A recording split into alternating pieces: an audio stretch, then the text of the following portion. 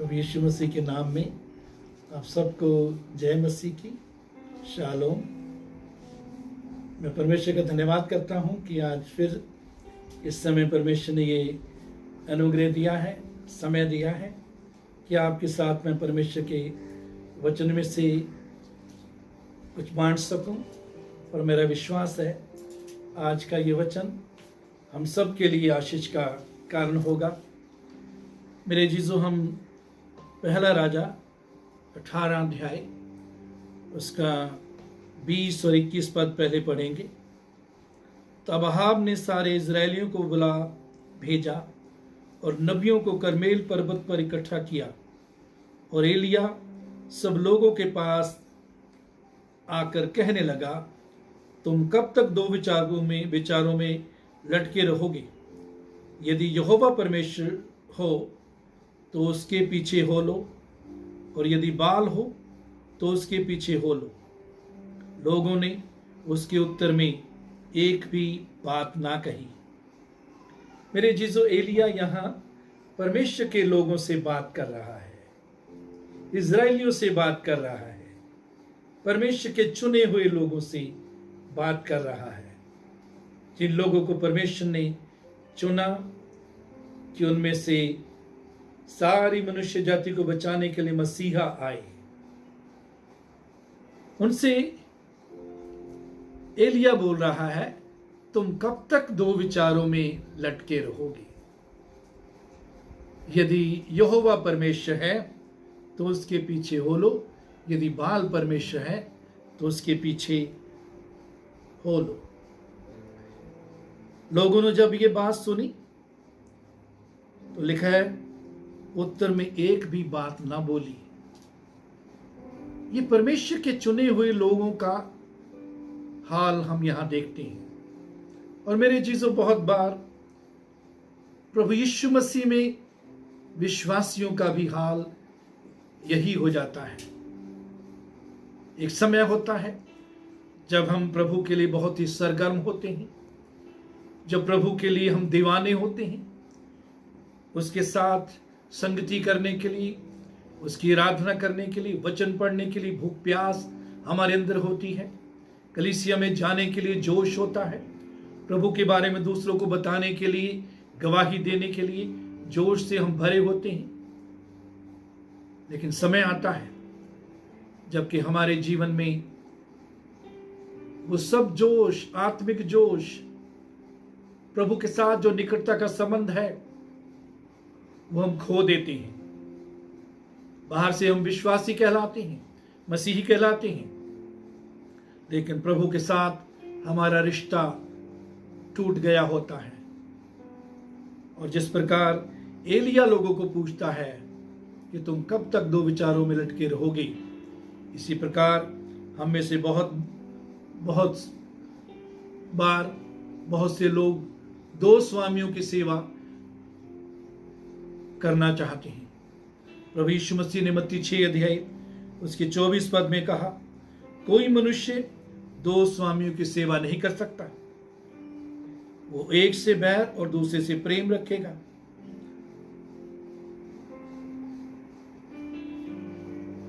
एक से बैर, दूसरे से प्रेम, एक से मिला रहेगा और दूसरे को तुच्छ जानेगा। तुम परमेश्वर और धन दोनों की सेवा नहीं कर सकते। मेरे जीजो, बहुत बार हम परमेश्वर और धन दोनों की सेवकाई करने की कोशिश करते हैं। धन, परमेश्वर ये नहीं चाहता कि हम कंगाल रहें, परमेश्वर ये नहीं चाहता कि हम मांगते रहें या कर्ज के नीचे डूबे रहें, लेकिन वो नहीं चाहता कि धन हमारा स्वामी बन जाए, पैसा हमारा स्वामी बन जाए और हम उसके गुलाम बन जाएं। बहुत बार पैसे को पाने के लिए, दुनियावी आशीषों को पाने के लिए, भौतिक पदार्थों को पाने के लिए हम परमेश्वर के साथ जो हमारा गहरा संबंध होता है उसको छोड़ देते हैं। प्रकाशित वाक्य 3 अध्याय के 16 पद में प्रभु यीशु कहते हैं, तू न गर्म है और न ठंडा है, तू गुनगुना है। मैं तुझे अपने मुंह में से उगल दूंगा। मेरे जीजो, 19 आयत में प्रभु आगे कहता है, तू सरगर्म हो और मन फिरा। प्रभु की इच्छा है कि हम सरगर्म रहें, भले कामों में सरगर्म रहें, उसके साथ निकटता का संबंध बनाने में, प्रार्थना करने में, वचन पढ़ने में, गवाही देने में सरगर्म रहें। इनको कहता है तू गुनगुना है, न गर्म है न ठंडा है। प्रभु नहीं चाहता कि हम गुनगुने हों, वो चाहता है हम सरगर्म हों, उसके आनंद से भरे हुए, उसके वचन, उसकी आत्मा से भरे हुए, उसकी महिमा के लिए जीवन व्यतीत करने वाले हों। मेरे जीजो, कोई भी व्यक्ति 2 नाव पर सवार होकर अपनी यात्रा को पार नहीं कर सकता। 2 यात्राओं पर सवार होने वाला हमेशा डूबता है। एक नाव, और वो नाव हमारा प्रभु है, वो नाव प्रभु पर विश्वास है, वो नाव हमारा वचन है, प्रभु का वचन है। उस वचन की नाव में बैठते हुए, प्रभु के साथ निकटता का संबंध, समर्पित जीवन गुजारते हुए ही चलकर मेरे जीजो हम प्रभु को महिमा देने वाला जीवन व्यतीत कर सकते हैं, दूसरों के लिए आशीष बनने वाला जीवन व्यतीत कर सकते हैं, वास्तव में मसीही जीवन व्यतीत कर सकते हैं। याद रखिए, एक म्यान में 2 तलवारें नहीं समा सकती। तो इसलिए जैसे एलिया इन लोगों को पूछता है, आज प्रभु आपसे भी बात कर रहा है और वो चाहता है कि आप सिर्फ उसे अपने जीवन का स्वामी चुनें, उसे ही, प्रभु को ही अपने जीवन में पहल दें, उसकी सेवा करने के लिए, उसकी आज्ञा मानने के लिए, क्योंकि उसी में हमारी भलाई है। उसी के द्वारा हम परमेश्वर की महिमा कर सकते हैं, उसकी सेवा कर सकते हैं। उसके बाद हम 22 से 29 पद में यदि हम पढ़ें तो यहां देखते हैं, तब एलिय्याह ने लोगों से कहा, यहोवा के नबियों में से केवल मैं ही रह गया हूं और बाल के नबी 450 मनुष्य हैं, इसलिए 2 बछड़े लाकर हमें दिए जाएं और वे एक अपने लिए चुनकर उसे टुकड़े टुकड़े काट कर लकड़ी पर रख दें और कुछ आग ना लगाएं, और मैं दूसरे बछड़े को तैयार करके लकड़ी पर रखूंगा और कुछ आग ना लगाऊंगा। तब तुम अपने देवता से प्रार्थना करना और मैं यहोवा से प्रार्थना करूंगा, और जो आग गिराकर उत्तर दे वही परमेश्वर ठहरे। तब सब लोग बोल उठे, अच्छी बात। और एलिय्याह ने बाल के नबियों से कहा, पहले तुम एक बछड़ा चुनकर तैयार कर लो, क्योंकि तुम तो बहुत हो। तब अपने देवता से प्रार्थना करना, परंतु आग ना लगाना। तब उन्होंने उस बछड़े को जो उन्हें दिया गया था लेकर तैयार किया, और भोर से लेकर दोपहर तक वो यह कहकर बाल से प्रार्थना करते रहे, हे बाल हमारी सुन, हे बाल हमारी सुन। बाल के पुजारी भोर से लेकर शाम तक प्रार्थना करते रहे, लेकिन आगे लिखा है, परंतु ना कोई शब्द और ना कोई उत्तर देने वाला हुआ। तब वे अपनी बनाई हुई वेदी पर उछलने कूदने लगे। जब बाल को पुकारा, कोई उत्तर नहीं मिला, फिर वो वेदी पर उछलने कूदने लगे। सोचा कि बाल ये देखकर खुश हो जाएगा और उनकी सुनेगा और आग भेज देगा। 27 पद में, दोपहर को एलिय्याह ने यह कहकर उनका ठट्ठा किया, ऊंचे शब्द से पुकारो, वह तो देवता है, वह तो ध्यान लगाए होगा, या कहीं गया होगा, या यात्रा में होगा, या हो सकता है कि सोता हो और उसे जगाना चाहिए। इंग्लिश के एक अनुवाद में लिखा है, हो सकता है वो टॉयलेट गया हो। तो मेरे जीजो, उसके बाद भी हम देखते हैं 28 पद में, और उन्होंने बड़े शब्द से पुकार पुकार के अपनी रीति के अनुसार छुरियों और बर्छियों से अपने अपने को यहां तक घायल किया कि लहू लुहान हो गए। पुकारते रहे सुबह से लेकर शाम तक, वेदी पर नाचते रहे, और उसके बाद छुरियों और बर्छियों से अपने आप को घायल किया, अपने लहू का बलिदान बाल के आगे चढ़ाया। लेकिन एलिया जो परमेश्वर की उपस्थिति में रहने वाला व्यक्ति था, परमेश्वर की उपस्थिति एलिया के इर्द गिर्द थी, परमेश्वर की उपस्थिति यहां है, इसलिए यहां पर बाल और उसकी कोई भी शक्ति प्रकट नहीं हो सकी। बाल यहां कार्य नहीं कर सका, क्योंकि यहां परमेश्वर की उपस्थिति एलिया के द्वारा थी। 29 पद में लिखा, वे दोपहर भर ही क्या वरुण भेंट चढ़ाने के समय तक नबूवत करते रहे, परंतु कोई शब्द ना सुना, और न किसी ने उत्तर दिया और न कान लगाया। यह हम देखते हैं बाल के पुजारी निराश हो गए। मेरे जीजो, परमेश्वर की सामर्थ के सामने शैतान की कोई भी सामर्थ ठहर नहीं सकती। हमारा परमेश्वर सर्वशक्तिमान परमेश्वर है। हमारा परमेश्वर सारी सृष्टि को बनाने वाला और अपने वचन की सामर्थ्य से उसको संभालने वाला परमेश्वर है। वो राजाओं का राजा है, प्रभुओं का प्रभु है, वो सर्वशक्तिमान है। उसका सामना कोई भी दुनिया की शक्ति, शैतान की शक्ति कर नहीं सकती।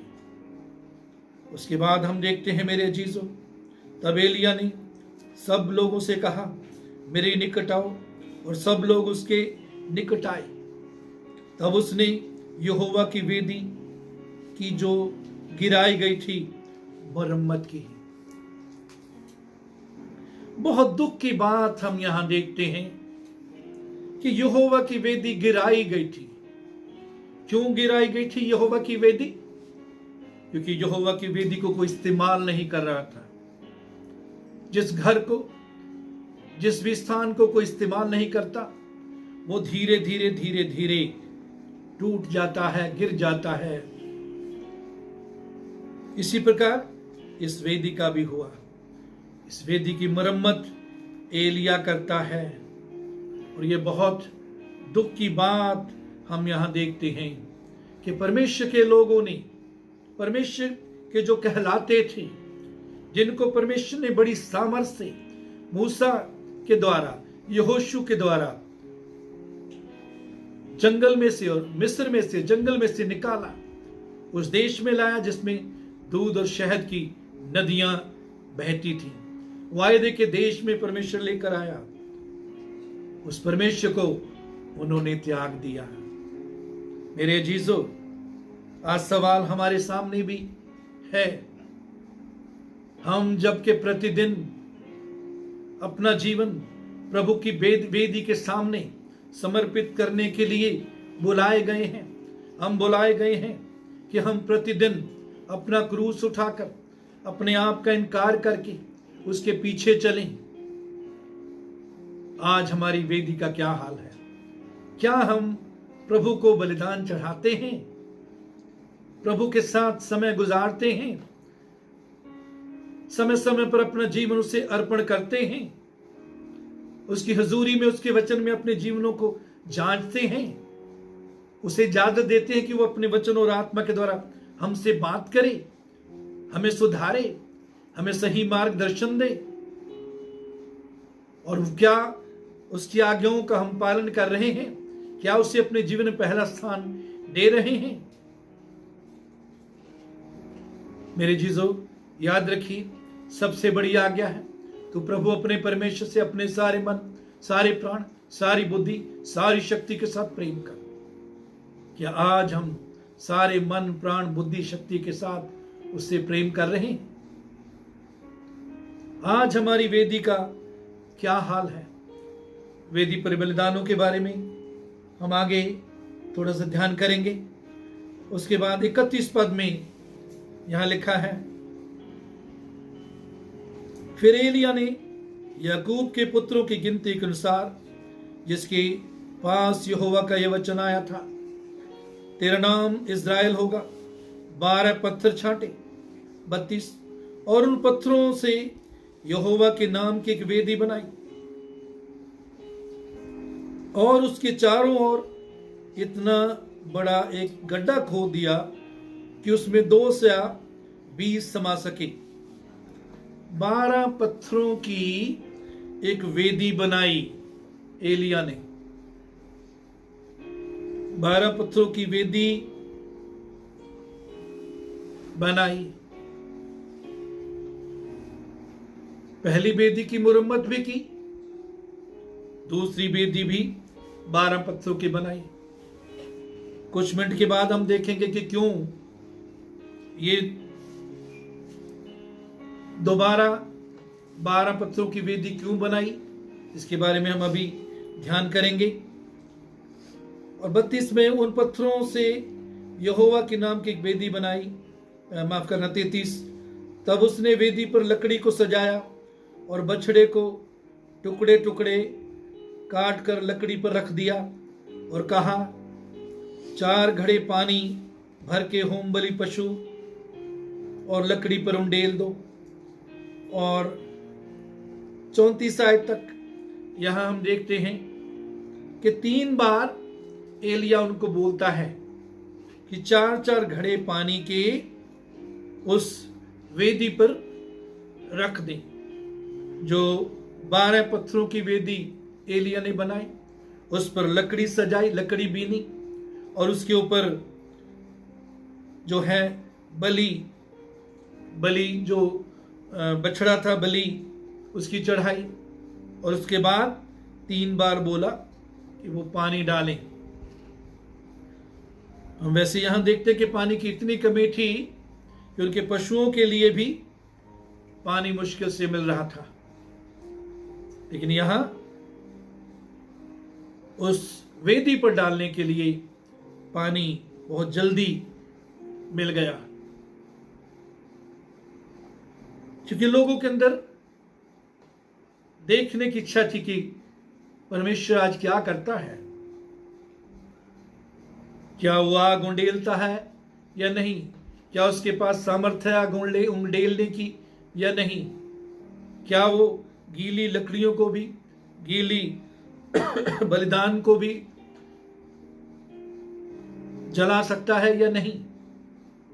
और उसके बाद हम देखते हैं, और जल वेदी के चारों ओर बह गया और गड्ढे को भी उसने जल से भर दिया। 36 पद में हम देखते हैं, माफ करना, यहां हम देखते हैं कि हम पहले पढ़ चुके हैं कि उसने बछड़े को टुकड़े टुकड़े काट कर लकड़ी पर रख दिया। 33 पद में मेरे जीजो, एलिया आज परमेश्वर के लिए एक नई वेदी बनाकर बलिदान चढ़ा रहा है परमेश्वर के लिए। मेरे जीजो, नए नियम में यदि हम पहला पत्रस 2 अध्याय उसके 5 पद में पढ़ें तो यहां लिखा है कि हम याजकों का पवित्र समाज बनकर ऐसे आत्मिक बलिदान चढ़ाएं जो यीशु मसीह के द्वारा परमेश्वर को ग्रहण योग्य हैं। मेरे जीजो, नए नियम में हम सब, हर एक विश्वासी याजक है, और याजकों का मुख्य काम बलिदान चढ़ाना होता था।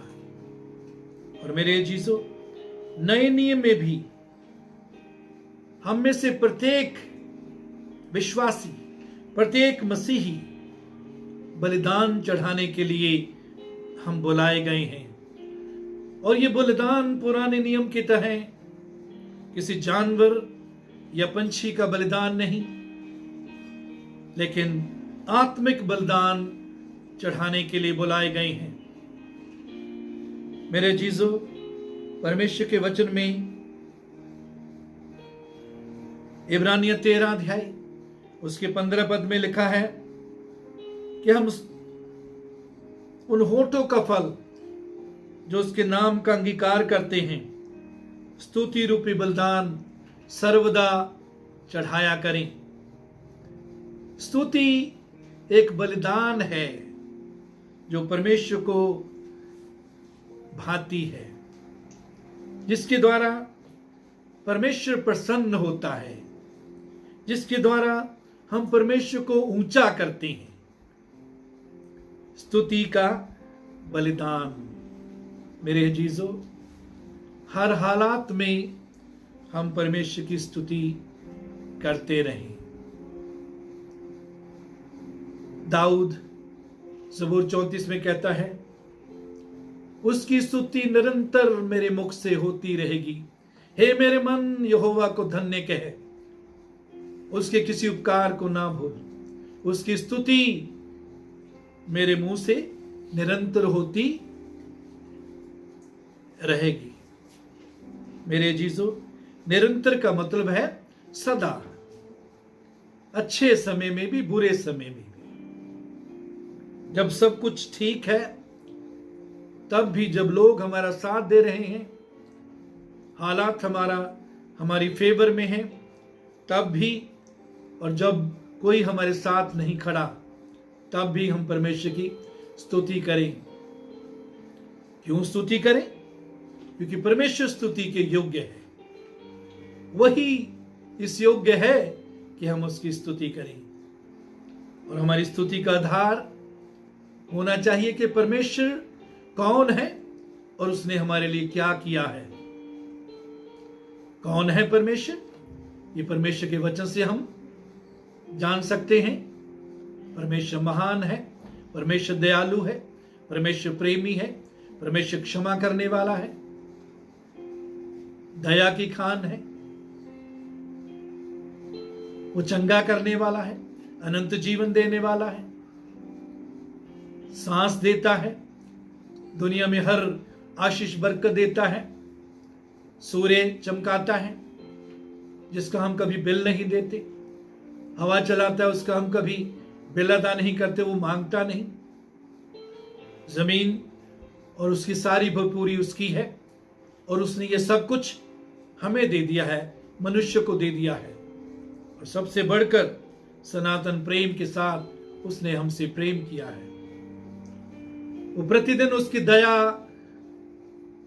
नई होती जाती है। परमेश्वर दया का धनी परमेश्वर है। हम बहुत बार उससे दूर हो जाते हैं, उसकी ओर पीठ कर लेते हैं, फिर भी वो दया करता रहता, दयालु है, दया करके हमको अवसर देता रहता है ताकि हम उसके साथ सही संबंध बना लें। सो इसलिए मेरे जीसो, हर समय स्तुति का बलिदान चढ़ाएं। और स्तुति का बलिदान वास्तव में उस समय जब हम कोई कारण स्तुति का नहीं देखते, जब स्तुति करना हमारे लिए मुश्किल लगता है, यहां तक कि यह संभव लगता है क्योंकि हालात बुरे होते हैं, उस समय स्तुति करना। जबकि हालात हमें ऐसे दिखते हैं, निराशा के दिखते हैं, कोई हमारे साथ खड़ा नहीं होता, बुरे हालात में से जब हम गुजर रहे होते हैं, उस समय स्तुति करना वो सचमुच में बलिदान बन जाता है जो परमेश्वर को भाता है। फिर हम धन्यवाद का बलिदान चढ़ाएं। ज़बूर में, भजन में लिखा है कि धन्यवाद का बलिदान चढ़ाने वाला मेरी महिमा करता है। मेरे जीजो, हर बात में धन्यवाद करें, कभी भी कुड़कुड़ाए नहीं, बुड़बुड़ाए नहीं। जो कुछ हमारे पास है, जो कुछ परमेश्वर ने हमें दिया है, जो कुछ परमेश्वर ने हमारे लिए किया है, उन सब बातों के लिए धन्यवाद दें। जब परमेश्वर दूसरों को आशीष देता है, जब दूसरे हमसे ज्यादा आगे बढ़ जाते हैं, तब भी उनके लिए धन्यवाद दें। एक कहानी मैंने पिछले दिनों में व्हाट्सएप पर ही सुनी कि दो व्यक्ति एक छोटे से टापू पर होते हैं। किसी कारण वो आगे नहीं जा सके, टापू में ही वो रह जाते हैं और वो दोनों एक दूसरे से अलग होकर प्रार्थना करने लगते हैं। एक प्रार्थना करता है, प्रभु अच्छा मौसम दे दे और खाने का प्रबंध कर दे, और शायद उसके फिर उसने किसी जहाज या किश्ती के लिए प्रार्थना की। तो जब एक प्रार्थना करता रहा था तो उसके एरिया में, उसके पास उसकी प्रार्थनाओं का सब उत्तर मिलता रहा। उसके पास अनाज भी हो गया और मौसम भी अच्छा हो गया उसकी तरफ। दूसरे के पास नहीं हुआ और आखिर में शायद वो वहां से जाने वाले हैं या परमेश्वर से वो कहता है, हे परमेश्वर, तूने उस दूसरे का उत्तर नहीं दिया क्योंकि उसको कोई आशीष नहीं मिली। मुझे कितना कुछ तूने दे दिया है, उसे कुछ भी नहीं दिया, उसे कुछ भी नहीं मिला। वो जैसे था वैसे ही है। परमेश्वर ने उससे कहा कि उसने ये प्रार्थना की थी कि तेरी हर प्रार्थना का उत्तर मिले। तो मेरे जीजो, दूसरों के लिए भी हम आशीष मांगे, दूसरों की तरक्की के लिए। वचन कहता है, दूसरे को अपने से उत्तम जानो, और यदि हम ऐसा करते हैं तो हम दूसरे की तरक्की के लिए भी धन्यवादी होंगे। परमेश्वर जो प्रतिदिन हमारे लिए करता है, और धन्यवाद और स्तुति ये दोनों हैं जो हमें आराधना के लिए तैयार करते हैं। आराधना में हम परमेश्वर की उपस्थिति में आते हैं। तो धन्यवाद करना और स्तुति करना हमारे लिए बहुत जरूरी है। कभी फिर प्रभु ने मौका दिया तो धन्यवाद, स्तुति और आराधना के बारे में हम अध्ययन करेंगे।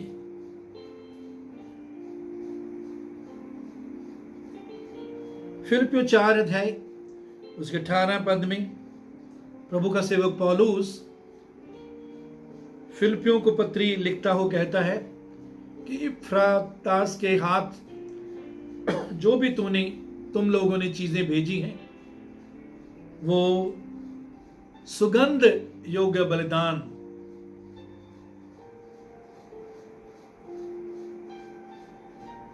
सुगंधदायक बलिदान है।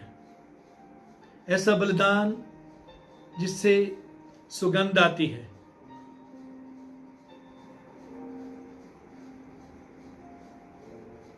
तो भौतिक चीजें जब हम प्रभु के राज्य में, प्रभु के सेवकों के लिए आशीष बांटते हैं, भौतिक चीजों की विश्वासियों के साथ बांटते हैं या किसी भी जरूरतमंद के साथ बांटते हैं, तो वो भी एक बलिदान बन जाता है और परमेश्वर ऐसे बलिदानों से प्रसन्न होता है। ज़बूर 27 उसके 6 पद में इंग्लिश में लिखा है, I will offer sacrifices of joy in his tabernacle. मैं उसके तंबू में आनंद के बलिदान चढ़ाऊंगा। आनंद के बलिदान, आनंद का, प्रभु के सामने जब हम आनंदित रहते हैं, प्रतिदिन आनंद में प्रभु का धन्यवाद करते हुए, स्तुति करते हुए जीवन गुजारते हैं, वो आनंद भी परमेश्वर के लिए बलिदान बन जाता है। और मेरे जीजो, रोमी 12 अध्याय उसके एक पद में प्रभु का सेवक पौलुस कहता है, हे भाइयों, मैं परमेश्वर की दया स्मरण दिलाकर तुमसे ये विनती करता हूं कि तुम अपने शरीरों को जीवित, पवित्र और परमेश्वर को भावता बलिदान चढ़ाओ। यही तुम्हारी आत्मिक सेवा है। अपने शरीरों को जीवित, पवित्र और परमेश्वर को भावता बलिदान करके चढ़ाएं। बहुत से लोग कहते हैं परमेश्वर मेरे हृदय में है, मैं दिल से बहुत प्रेम करता हूं। यह सही है कि हमें पहले अपने हृदय में उसको आने देना है, दिल से उसे चाहना है, दिल में उसे बुलाना है। लेकिन मेरे जीजो, यही काफी नहीं। दिल के साथ साथ वो चाहता है हम अपना पूरा शरीर भी, अपने शरीर का हर अंग हम उसकी इच्छा के अनुसार इस्तेमाल करने के लिए दे दें। अपने कान कैसी बातों पर हम लगाते हैं? क्या प्रभु की बातों सुनने की, वचन की बातें सुनने के लिए लगाते हैं? दूसरों की तरक्की की बातें सुनने के लिए लगाते हैं, या दूसरों की बुराई? तो जीवित बलिदान चढ़ाने के लिए जीवित कान का बलिदान तभी होगा जब हम प्रभु की इच्छा के अनुसार अपने कानों का इस्तेमाल करेंगे। हमारी आंख का बलिदान तभी जीवित होगा यदि हम अपनी आंखों को उन्हीं चीजों पर लगाएंगे जिनके लिए प्रभु चाहता है, जिन पर हम अपनी आंखें लगाएं। अभिलाषाओं से नहीं, लालच भरी आंखों से नहीं, व्यभिचार की भावना से भरी आंखों से नहीं, दया की आंखों से देखिए, क्षमा की आंखों से देखिए, परमेश्वर के प्रेम से भरकर आंखों से देखें। अपनी जुबान का कैसे इस्तेमाल करते हैं? क्या इसमें से जीवन की बातें, वचन की बातें, प्रभु को महिमा देने वाली बातें निकलती हैं? यदि ऐसा है तो ही हमारी जीव जो है उसको जीवित, पवित्र और परमेश्वर को भावता बलिदान करके हम चढ़ा सकते हैं। हाथों से कैसे काम करती हैं? पांव कहां पर लेकर जाती हैं? क्या उन स्थानों पर जाते हैं जहां प्रभु चाहता है हम जाएं, जहां प्रभु को महिमा मिलती है? क्या हाथों के द्वारा वही काम करते हैं जिनके द्वारा परमेश्वर प्रसन्न है, जो दूसरों के लिए आशीष का कारण है? तो अपने शरीरों को जीवित, पवित्र और परमेश्वर को भावता बलिदान करके चढ़ाएं। यही तुम्हारी आत्मिक सेवा है। तो मेरे जीजो, जिस प्रकार एलिया ने यहां वेदी पर बछड़े का बलिदान चढ़ाया, इसी प्रकार परमेश्वर चाहता है हम आत्मिक बलिदान प्रतिदिन चढ़ाएं। उसके बाद हम 36 और 37 पद में देखते हैं, फिर भेंट चढ़ाने के समय एलिया नबी समीप जाकर कहने लगा, हे अब्राहम, इसहाक और इज़राइल के परमेश्वर यहोवा, आज ये प्रकट कर कि इज़राइल में तू ही परमेश्वर है और मैं तेरा दास हूं और मैंने ये सब काम तुझसे वचन पाकर किए हैं। हे यहोवा, मेरी सुन कि लोग जान लें कि हे यहोवा, तू ही परमेश्वर है और तू ही उनका मन लौटा लेता है। मेरे जीजो, एलिया ने यहां छोटी सी प्रार्थना की। बाल के पुजारियों ने 450 यहां उसके पुजारी हम देखते हैं, उन्होंने सुबह से लेकर शाम तक एलिया को चिल्लाते रहे एलिया के सामने।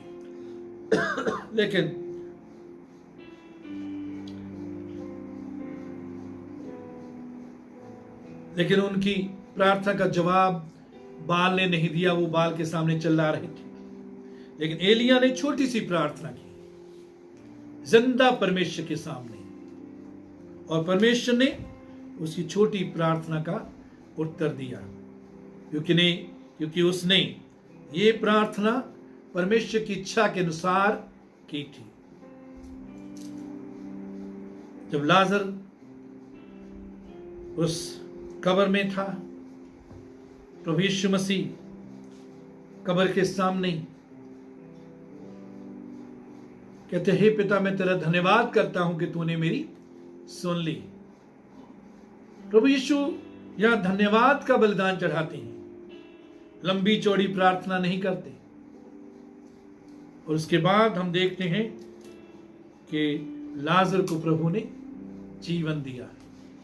मेरे अजीजों, जब हम परमेश्वर की इच्छा के अनुसार प्रार्थना करते हैं, आत्मा की अगुवाई और परमेश्वर के वचन के अनुसार प्रार्थना करते हैं, तो हमें लंबी चौड़ी प्रार्थना करने की जरूरत नहीं, अन्य जातियों की नाई बकबक करने की जरूरत नहीं। जैसे प्रभु यीशु कहते हैं, छोटी सी भी प्रार्थना करते हैं तो परमेश्वर हमारी सुनता है। परमेश्वर ने प्रार्थना को सुना और जवाब दिया। 38 आयत में लिखा है, तब यहोवा की आग आकाश से प्रकट हुई और होमबलि को लकड़ी और पत्थरों और धूली समेत भस्म कर दिया और गड्ढे में का जल भी सुखा दिया। यहोवा की आग आकाश से उतरी। मेरे जीजो, परमेश्वर की आग, पुराने नियम में कुछ और जगह भी हम देखते हैं कि समय समय पर परमेश्वर की आग उतरी। नए नियम में पेंतेकुस्त के दिन भी हम देखते हैं, आग की सी जीभें फटती हुई दिखाई दी और उनमें से हर एक पर आकर ठहर गई।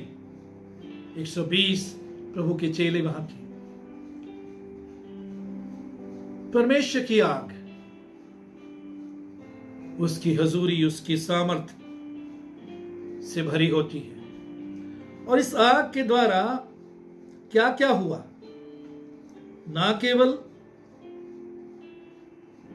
वो होम बलि जो चढ़ाया गया वो जली, ना केवल लकड़ी जली, बल्कि पत्थर और धूली भी भस्म हो गई। दुनियावी आग जो हम जलाते हैं उससे होम बलि और लकड़ी भस्म होती है, पत्थर भस्म नहीं होती। पत्थरों का रंग बदल जाता है लेकिन पत्थर भस्म नहीं होती। लेकिन परमेश्वर की आग ने पत्थरों को भी और धूली को भी भस्म कर दिया।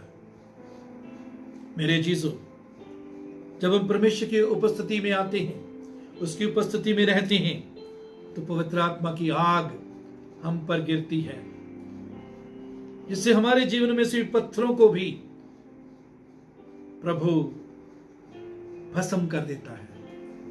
पत्थर दिल को भस्म कर देता है। हमारे जीवन के वो क्षेत्र जो प्रभु की दृष्टि में पत्थर की तरह हैं, जो सख्त हैं, उनको उसका आत्मा भस्म कर देता है। और उसके बाद हम देखते हैं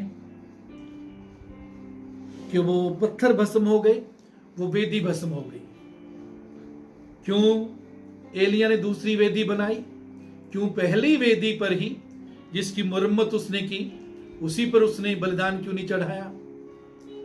क्योंकि परमेश्वर ने उस पर प्रकट कर दिया था कि ये पत्थर भी, ये वेदी भी जल जाएगी और उनको उसी वेदी का इस्तेमाल आगे से करना पड़ेगा जो लोग परमेश्वर की ओर मुड़े। हम यहां देखते हैं, जब पहले एलिया उनको कहता है कि तुम कब दो विचारों में कब तक लटके रहोगे, यदि यहोवा परमेश्वर उसके पीछे हो लो, यदि बाल परमेश्वर उसके पीछे हो लो। उन्होंने एक भी बात नहीं बोली, चुप रहे। लेकिन यहां हम देखते हैं जब परमेश्वर की आग उतरी तो वो सब बोल उठे, यहोवा ही परमेश्वर है, यहोवा ही परमेश्वर है। 39 पद में हम देखते हैं,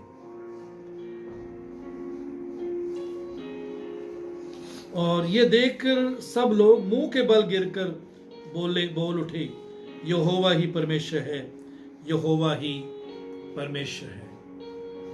मेरे जीजो, हम सब भी अपने जीवनों में परमेश्वर की आग को उतरने दें। ये कब होगा? जब हम प्रभु के भूखे और प्यासे होकर उसकी हजूरी में ठहरते हैं, जब हम उसके वचन से और उसकी आत्मा से भरकर जीवन व्यतीत करते हैं, तो उसकी आग हमारे जीवनों में से पत्थरों को, धूलि को भस्म कर देती है। मेरे अजीजों, हम देखते हैं जब परमेश्वर ने सांप को श्राप दिया तो उसको कहा तू जीवन भर धूली चाटा करेगा। मेरे अजीजों, जब तक संसार की धूली, पाप की धूली हमारे जीवन में लगी रहती है, शत्रु को, सांप को इजाजत होती, अधिकार है, वो उस हिस्से को, हमारे उस क्षेत्र को चाटता है। और जहां शत्रु चाटता है, शैतान, वो सांप, पुराना सांप जिस हिस्से को चाटता है, उस हिस्से को वो बेकार कर देता है। वो हिस्सा जख्मी हो जाता है। उस हिस्से के द्वारा परमेश्वर की महिमा नहीं होती। लेकिन मेरे चीजों, जो प्रभु की उपस्थिति में हम उसकी आग से प्रतिदिन शुद्ध होते हैं, तो न सिर्फ पत्थर बल्कि वो धूली भी भस्म हो जाती है और हम प्रभु की इच्छा के लिए जीवन व्यतीत कर सकते हैं, प्रभु को महिमा देने वाला जीवन व्यतीत कर सकते हैं। प्रभु का धन्यवाद हो इस वचन के लिए। आइए हम प्रार्थना करें। Hallelujah, hallelujah, hallelujah. महान पिता परमेश्वर, धन्यवाद देते हैं प्रभु तेरे इस जीवित वचन के लिए, जिसके द्वारा आज तूने हमें फिर सिखाया प्रभु कि हम में से किसी के जीवन में यदि वेदी टूट गई है, हम उसको दोबारा बनाएं और आत्मिक बलिदान चढ़ाने के लिए प्रतिदिन उस वेदी पर आएं। हम स्तुति का बलिदान, धन्यवाद का बलिदान, आनंद का बलिदान और अपने शरीरों का बलिदान और भौतिक चीजों का बलिदान चढ़ाएं। उसके द्वारा तेरी महिमा करें प्रभु। और प्रभु तुझे अपने जीवन में पहला स्थान दे। हम प्रभु दो विचारों में लटकने वाले कभी ना हो। पूरे मन, प्राण, बुद्धि और सामर्थ्य के साथ तुझसे प्रेम करने वाले हो, तेरी सेवा करने वाले हो, तेरे पीछे चलने वाले हो प्रभु, तेरे राज्य को बढ़ाने वाले हो। इन सब चीजों के लिए तेरा धन्यवाद देते हैं जो आज वचन सुन रहे हैं। उन सब के जीवन में तू अद्भुत कार्य कर प्रभु, और हम सब के जीवन में और जीवनों के द्वारा तेरी महिमा हो और तेरा नाम ऊंचा हो। ये सब तेरे पुत्र हमारे उद्धारकर्ता प्रभु यीशु मसीह के नाम से मांगते हैं, आमीन। प्रभु आप सबको आशीष दे। जय मसीह की।